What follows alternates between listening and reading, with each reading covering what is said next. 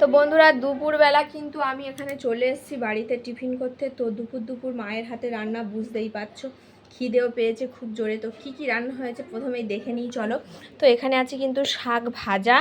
তো এরকম সাজিয়ে গুজিয়ে দিলে কার না খেতে ভালো লাগে বলো তো।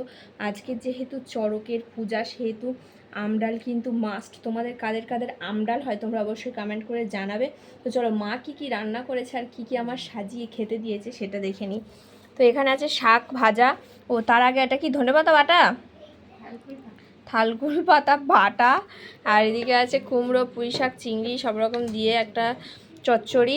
আর এখানে আছে আমডাল, আজকের আমডালটা যেহেতু মাস্ট। আর ওদিকে আছে মাছের ঝোল। তো চলো আজকে দিয়ে এইগুলো দিয়েই খাওয়া শেষ করি। আগে খাওয়াটা শুরু করি, শেষ পরে হবে। শুরু করি। তো থানকুনি পাতা এটা বাটা।